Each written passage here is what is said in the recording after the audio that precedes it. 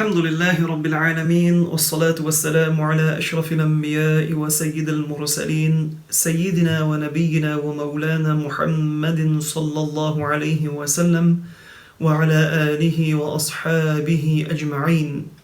اللهم صل وسلم وبارك على سيدنا محمد وعلى آله وأصحابه أجمعين. Très chers frères et sœurs en islam, assalamu alaikum wa rahmatullahi wa barakatuh. Alhamdulillah, nous remercions à Allah Rabbul Alamin qui permet de nous continuer nos leçons pour aujourd'hui, qui nous pour étudier deuxième attribut de parmi les 13 attributs, ce qui est al-wahdaniyah. Al-wahdaniyah, ce qui signifie l'unicité. Allah Rabbul Alamin dit dans le Coran al-Karim, dans Surat al-Ikhlas, Surah 112, verset 1. بعد أعوذ بالله من الشيطان الرجيم بسم الله الرحمن الرحيم قل هو الله أحد. Dit ici, ce qui signifie Dieu au Mahboub sallallahu alayhi wa sallam, Huwa Allahu Ahad. Dis au Mahboub, Dieu au sujet de Allah, qui lit Allah Rabbul Alamin, li Ahad, li indivisible, li unique, li n'a aucun partenaire, li n'a aucun associé. Allah, li indivisible. L'imam Abu Hanifa rahimahullah, dans ce livre Al-Fiqh al-Akbar, un livre qui traite la croyance des musulmans, l'imam Azam Abu Hanifa rahimahullah dit Wallahu ta'ala wahidun la min tariq al-adad.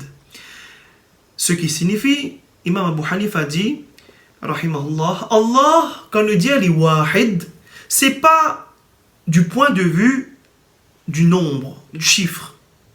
C'est pas dans sa point de vue là, non. Mais c'est plutôt walakin min tariqi annahu la sharika lah.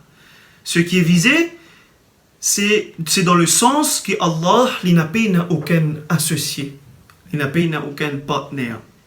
Car mathématiquement parlant, le nombre chiffre 1 est divisible par 2, ce qui donne 2,5, par 3, ce qui donne 3 tiers, etc. Et Allah aussi dit dans un autre verset, Surat al-Anbiya, بعد أعوذ بالله من الشيطان الرجيم, Surah 21, verset 22, لو كان فيهما آلهة إلا الله لفسدتا فسبحان الله رب العرش عما يصفون. صدق الله العظيم. Ce qui signifie, si tu n'as autre Dieu que Allah, si tu n'as autre Dieu pour Allah, que Allah pour les cieux et la terre, si tu n'as, fihima c'est référent les cieux et la terre, si tu n'as autre Dieu que Allah pour les cieux et la terre, la fasadata, tu peux chaos, tu peux désordre, tu peux corruption. C'est une chose impossible même. Fa subhanallah. Et c'est ça la croyance de Tanzih. Fa subhanallah veut dire ainsi, fa subhanallah, pureté à Allah, qui est exempt de tout attribut imparfait, de toute imperfection. Allah est exempt de toute imperfection. Rabb al-Arshi, Rabb, le Seigneur du trône de Al-Arsh, Amma yasifoun. Allah est exempt de tout ce qui banna pas attribué à lui, des égarés, des gens attribués à lui comme quoi qu'il y en a un fils, il y en a un petit-fils, il y en a un partenaire. A'udhu billah. Allah Rabbul Alamin est exempt et pur, exempt de toutes ses imperfections. Rabbul Alamin, Jalla Jalaluhu. Quand on dit Allah est unique, c'est unique du point de vue de sa réalité. Allah, quand on dit unique du point de vue de sa réalité, c'est Allah qui n'a aucun associé, n'a aucun partenaire. Allah, l'indivisible, Allah ne se divise pas. Et nous dit aussi, C'est-à-dire, quand on dit Allah n'est pas divisible, veut dire non, il n'a pas séparé de Allah. Ne pas dire il y a quelque chose qui sortit depuis Allah, un bout depuis Allah. Celui qui a ça comme croyance a mécru. Celui qui a mécru veut dire qu'il est sorti en dehors de l'islam. Puis là, non, il est qui est séparé de Allah. Allah n'a pas divisé. Et quand nous dit au point de vue de sa réalité, c'est aussi Allah n'est pas composé. Allah Rabbul Alamin n'est pas vin sorti depuis une petite chose. C'est ça que nous dit Lam yalid wa lam yulad. Et nous dit Allah laysa kamithlihi shay. Allah rien n'est tel que lui. Pena non y qui pareil comme Allah. Quand nous dit unique du point de vue de ses attributs, maintenant, c'est que les attributs de Allah, les peines un début, les peines un commencement, et il n'a pas créé. Et les peines une fin, l'éternel, les peines à anéantissement, peine à changement, peine à évolution, peine à tout cela, même au sujet des attributs de Allah. Et quand on cause au point de vue de son acte, Allah subhanahu wa ta'ala, azza wa jal, les actes attribués à Allah, ce sont aussi les attributs de Allah, al-fi'l, les attributs de l'acte.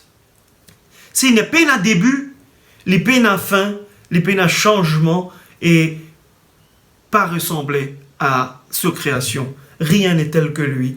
Allah subhanahu wa ta'ala azza wa jal. De plus en plus, quand nous pouvons apprendre, insha'Allah ta'ala, nous pouvons trouver qu'il parfois il y a un partage. Un partage en termes mots, mais pas en termes signification. Et des fois, nous pouvons apprendre aussi qu'il y en a des mots, par contre, pas capables même d'appliquer pour Allah lorsqu'il s'agit d'un langage du peuple.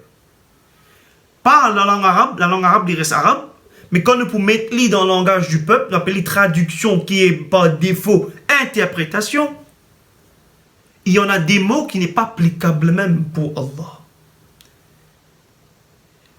Et il y en a des mots qui sont applicables pour Allah et applicables pour la création, mais dans la signification, il n'est pas pareil, même dans le langage du peuple. C'est connu que c'est ainsi. Inch'Allah ta'ala, nous allons prendre tout ça là en détail, doucement. Et c'était le message, la leçon pour aujourd'hui, la tribu de Wahdaniya. Barakallahu fikum. Nous demandons qu'Allah Rabbul Alamin pour accepter de nous nos petits efforts. Allahumma salli wa sallim wa barik ala sayyidina Muhammad wa ala alihi wa sahbihi wa sallim. Wa akhir dawana alhamdulillahi Rabbil Alamin. Ashkuru lakum li ni'am Allah. Assalamu alaikum wa rahmatullahi wa barakatuh.